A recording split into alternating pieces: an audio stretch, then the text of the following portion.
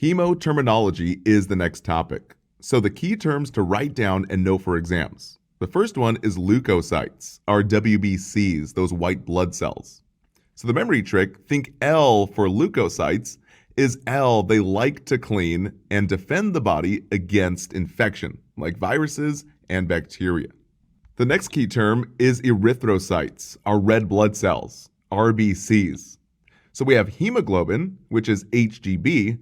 These are the oxygen carriers on RBCs. So the memory trick is look at the O's. For hemoglobin, think O2 carriers. Now the next one is erythropoietin, EPO. This is a hormone produced by the kidneys with small amounts made by the liver. It basically tells the bone marrow to create red blood cells, those RBCs, which carry around oxygen from the lungs to the rest of the body. So the memory trick, think erythropoietin throws requests to make RBCs. The next term is thrombocytes. These are the platelets. So think platelets plug cuts to stop bleeding. And the next key term is really difficult to pronounce. So hematopoiesis, or hematopoiesis, is the formation of blood cells and occurs inside the bone marrow. The key term there is bone marrow. So just remember that all the blood cells are created inside the bone. Now the next term is hemostasis, fancy words for blood clotting. Now this is a process to prevent and stop bleeding, meaning to keep the blood within a damaged blood vessel. So the opposite of hemostasis is hemorrhage, basically active bleeding. So hemostasis involves coagulation, meaning blood clotting, or the blood changing from a liquid to a gel to form a clot, and eventually stop the bleeding. Now there is a very complex coagulation cascade that can make your eyes turn in circles.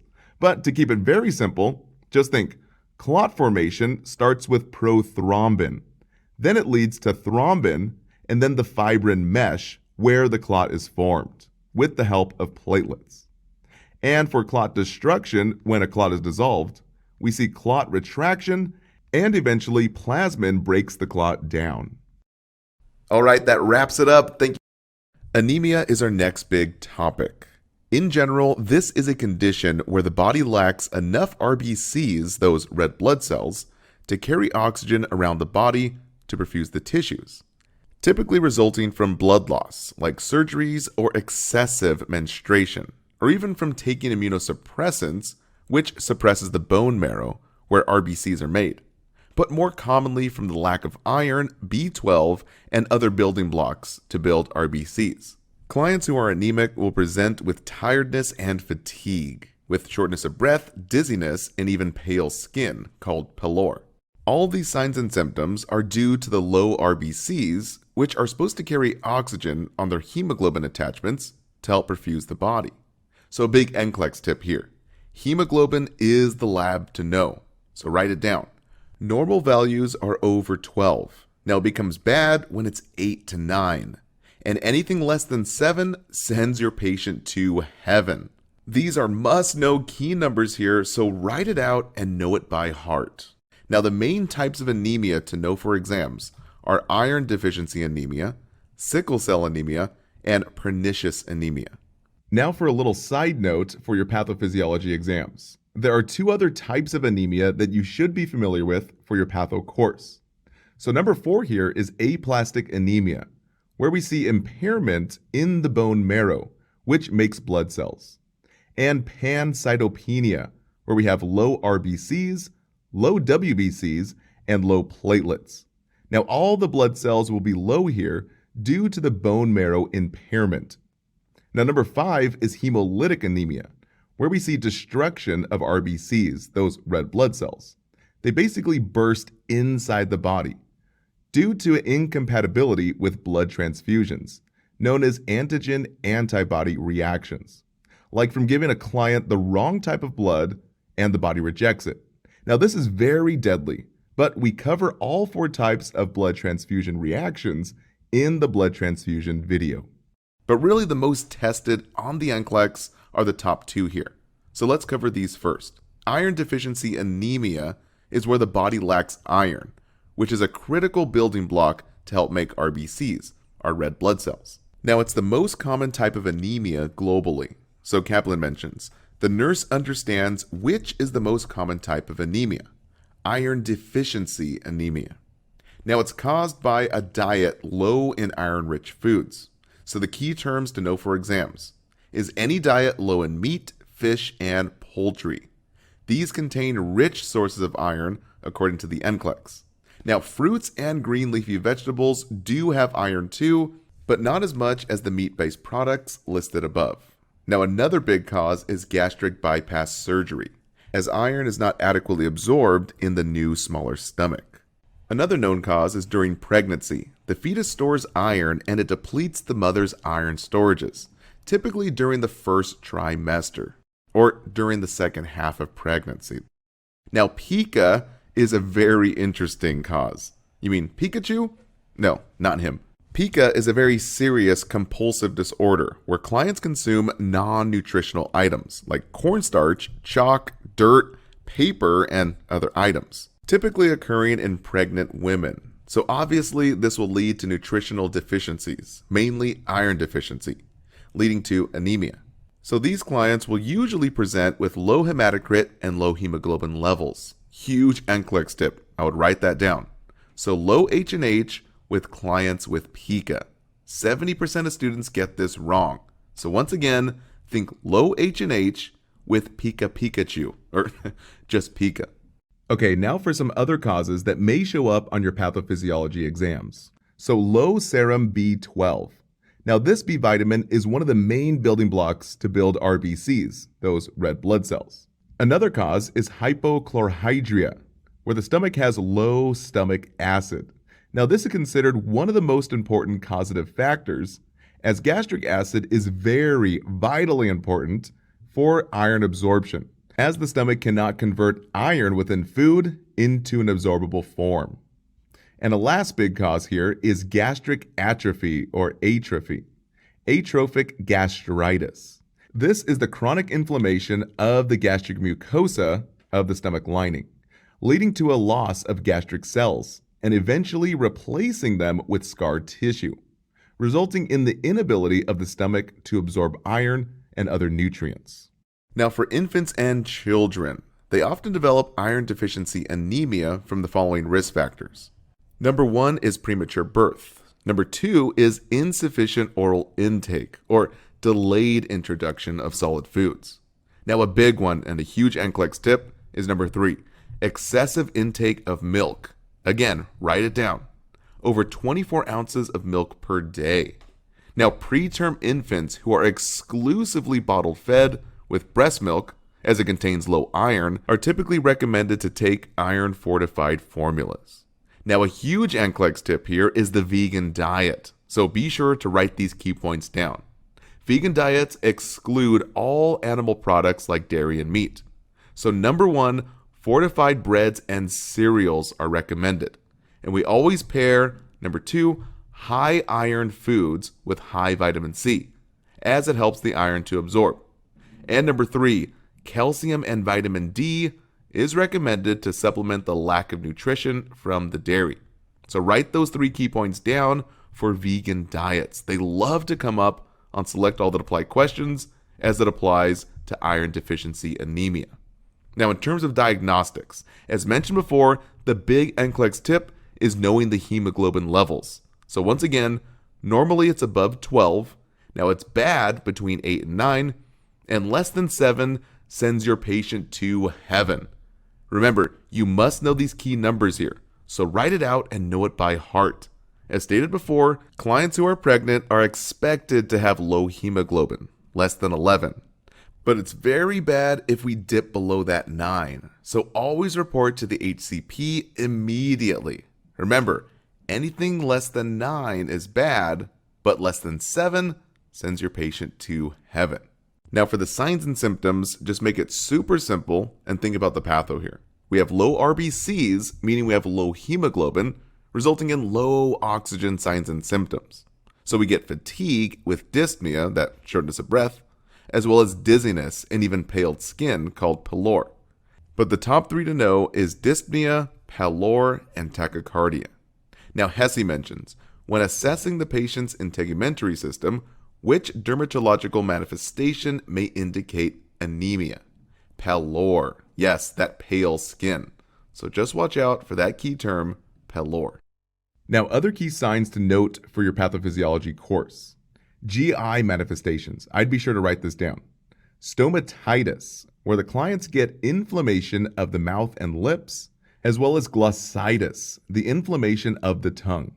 So low levels of iron actually lead to low levels of myoglobin, a substance inside the blood that plays a significant role in the health of all muscles inside the body, especially in the tongue.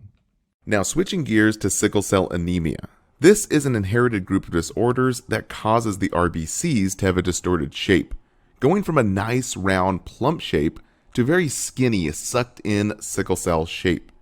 Normally, the RBCs have a lifespan of 4 months and carry oxygen around the body for adequate perfusion.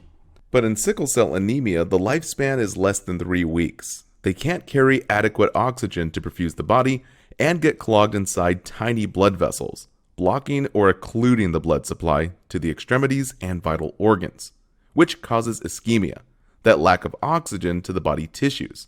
And this causes extreme pain during a sickle cell crisis. Now, all of this is called a vaso-occlusive crisis. The more pain, the more occlusion of the vessels. So for signs and symptoms, during a crisis, it depends on the organ involved. If a client has one-sided arm weakness or unilateral weakness, then one should suspect a stroke, a complication of sickle cells getting stuck and blocking oxygen supply to the brain. Now, swelling of the feet and hands, known as dactylitis, is also common due to sickle cells blocking the blood supply to the extremities. This is often the first sign in infants with sickle cell disease. Now, a big NCLEX tip to write down. Any words like new or sudden typically mean a priority on the NCLEX. So, new onset of paralysis of the extremities, or even sudden inability to be aroused. This indicates a critical client. So watch out for words like new or sudden, since these typically mean a priority client and a rapid response team needs to be called, since it could indicate a vaso-occlusive crisis. Now, Kaplan mentions, a client experiencing a vaso-occlusive crisis, the nurse determines care is appropriate if which observation is made. The client receives regular neurological assessments. Yes, this is critical, since a stroke is a big risk. Now, for other complications, acute splenic sequestration crisis occurs when a high number of sickle cells get trapped in the spleen, leading to splenomegaly. Fancy words for a big mega spleen. This is a life-threatening emergency, since most patients with sickle cell anemia have small spleens due to the recurrent ischemic episodes, that low oxygen supply. It can lead to deadly low blood pressure and is associated with hypovolemic shock, that severely low blood pressure. So on physical exam, one will find a rapidly enlarged spleen. So remember, think of a big old mega spleen with splenomegaly and low blood pressure. So these two key signs you must report to the HCP immediately. Now for pernicious anemia. This was the third most tested anemia. Clients with pernicious anemia cannot absorb B12, which is a vital building block to create RBCs. This happens because clients lack intrinsic factor in the GI tract, which helps the body to absorb and take in this B12. So Hesse mentions, which factor results from pernicious anemia? The absence of intrinsic factor secreted by the gastric mucosa. So the memory trick. Just think of Gollum from Lord of the Rings, who rubs his hands together near his stomach and always says, precious, precious. So just rub your hands near your stomach and just say pernicious anemia or precious anemia. They kind of sound the same, and since the hands are near the stomach, it helps you remember that the stomach is not absorbing the B12. Now, the signs and symptoms include glossitis, which is a huge exam tip, so write this down. Glossitis is an inflamed, red, smooth tongue. This came up multiple times on various question banks. Now, we also see extreme weakness, as well as jaundice, that pale yellow skin. So Kaplan mentions clinical manifestations of pernicious anemia, glossitis, a smooth red tongue. And Hesse mentions the nurse is caring for a patient who reports extreme weakness and glossitis. The nurse identifies pale yellow skin. Which type of anemia does the nurse anticipate in the patient? Pernicious anemia. All right, that wraps it up. Thank you.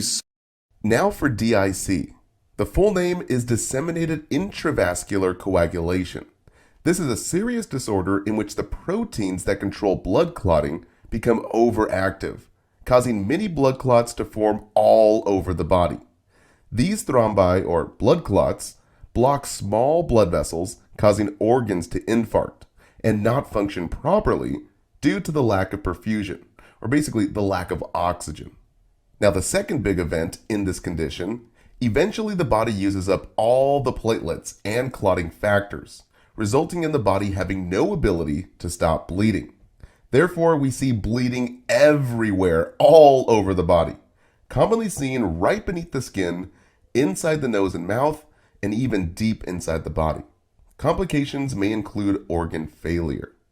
So the patho goes in this order. Number 1, overreactive clotting, basically thrombi and infarct of the organs.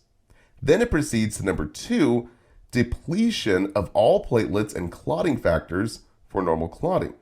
And lastly, major bleeding all over the body. All right, that wraps it up. Thank you. Now for hemophilia. This is an inherited bleeding disorder in which the blood does not clot normally, increasing the risk of excessive bleeding after any type of small injury, say from a paper cut or even a fall on the ground. So hemophilia A, we lack the clotting factor 8, which helps the blood to clot.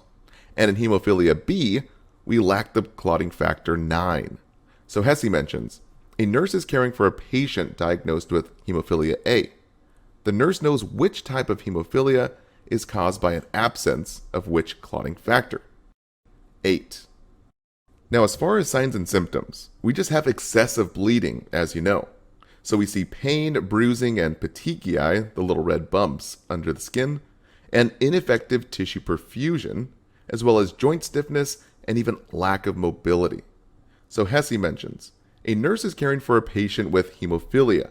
Which concerns would be expected on the nursing care plan? Select all that apply. Pain, anxiety, deficit of fluid volume, and ineffective tissue perfusion. Yes, think about the low clotting factors here for hemophilia. Now for a little side note on hemophilia A. This is caused by an X-linked recessive gene that's passed from mother to son. And for diagnostics, blood coagulation tests are used to see how long it takes for the blood to form a clot. Now, 2 main tests are used for hemophilia A and B. The first is a prolonged APTT, activated partial thromboplastin time. Normally, it's between 11 and 12.5 seconds. And we see a normal PT, that's normally between 30 to 40 seconds. This is a prothrombin time. Now you're probably asking yourself, why is the PT normal? Well, it's normal since these conditions are caused by defects in clotting factor 8 and 9 in the coagulation cascade, which PT does not measure those clotting factors specifically. All right, that wraps it up. Thank you.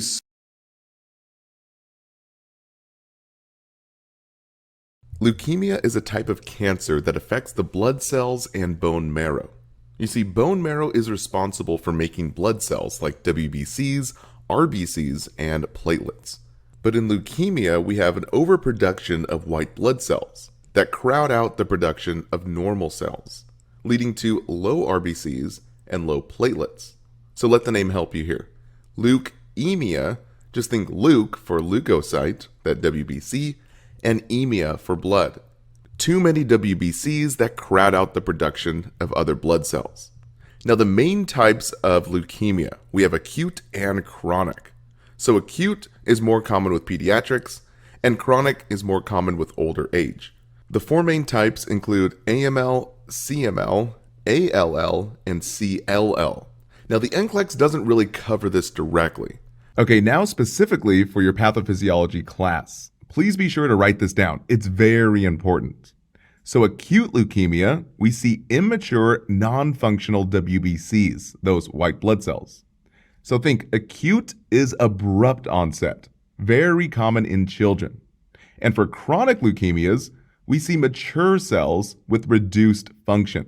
So this one is a slower onset, known as insidious, and proceeds gradually. So we commonly see it in older adults. Now, in terms of labs, we have high WBCs, but they are very immature and too young to fight infection. So we call them baby WBCs that crowd out the production of RBCs and platelets. So naturally, we see a low H&H, that low hemoglobin and hematocrit, and low platelets, which leads to higher risk for bleeding. Now, the signs and symptoms include frequent infections because the WBCs are too immature, and remember, too young to fight infection. We also see fatigue and an unsteady gait, as well as pale, called pallor. This is from anemia, that low H&H. So just think we have less oxygen carriers and less perfusion to the brain, skin, and muscles, looking very anemic.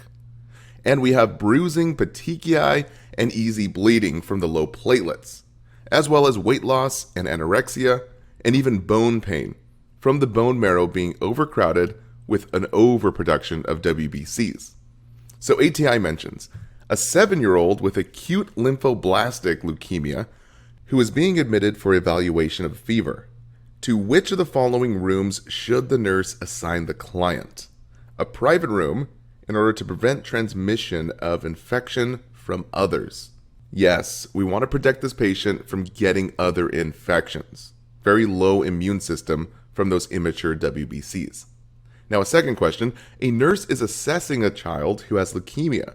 Which of the following findings should the nurse expect? Select all that apply. So we have anorexia, petechiae on the extremities, and even an unsteady gait. And the third question, a child who has leukemia has a platelet count of 40,000. Oh man. Remember, anything less than 50 gets very risky. Which of the following precautions should the nurse initiate? Bleeding. So remember, anything less than 50 is very risky. Big time bleed risk. Now, in terms of diagnostics, we can do a bone marrow biopsy, typically taken from the posterior iliac crest, basically on the hip bone here. So Hesse mentions, a nurse is preparing a patient for a bone marrow biopsy, knows which site will most likely be used. Posterior iliac crest. Now, in terms of the treatments, we use radiation and chemotherapy to kill everything off, the good guys and the bad guys too. And very rarely we use a stem cell transplant, like hitting the restart button to reboot the entire system for bone marrow. All right, that wraps it up. Thank you so much. Now for polycythemia, we have two types. Polycythemia vera is a type of blood cancer. It causes the bone marrow to make too many red blood cells, those RBCs, which causes sort of a major traffic jam within the blood vessels, making the blood very thick and slowing blood flow, resulting in blood clots all over the body. So please write this down. We see an increase in RBCs. We also see low erythropoietin levels. It's basically that hormone from the kidneys that tells the bone marrow to produce RBCs. Now the cause is very distinct. We have cancer here, also called a neoplasm and a neoplastic disorder, meaning overgrowth of cells, and in this case, overproduction of RBCs. Now the second polycythemia is secondary polycythemia. We see the same increase in RBCs, but this one is very different in that it's caused by hypoxemia, that low oxygen in the blood. Now it's very different here, so let's break down the patho. With low oxygen in the blood, that hypoxia, the body says, oh snap, I better make more oxygen carriers. So loads of RBCs are made to compensate for this low oxygen. But instead of perfusing the body, the extra RBCs cause a traffic jam within the blood vessels. This thick, viscous blood can easily clog tiny little blood vessels and form deadly blood clots, specifically the tiny blood vessels inside the brain, causing a deadly stroke, a CVA, a cerebral vascular accident. So this is why we must report any extreme high hemoglobin or hematocrit level. So for diagnostics, increased RBCs, those red blood cells, but really the big one here is increased H&H. We must report this to the HCP, the healthcare provider. So an increase in hemoglobin and hematocrit. We're talking an extreme increase here, like 3 times the level. We also see hypercellular bone marrow from the bones producing too many RBCs, and also hyperuricemia, basically excess uric acid inside the blood due to a high turnover of RBCs, those red blood cells, which results in a higher than normal uric acid production. Now, in terms of manifestations, always think about the patho first. Think of the traffic jam of RBCs clogging up all the blood vessels all over the body. Naturally, this will cause a backup of blood flow, right? Leading to increased blood pressure. Also, hepatomegaly, that big mega liver, from the backup of all these RBCs.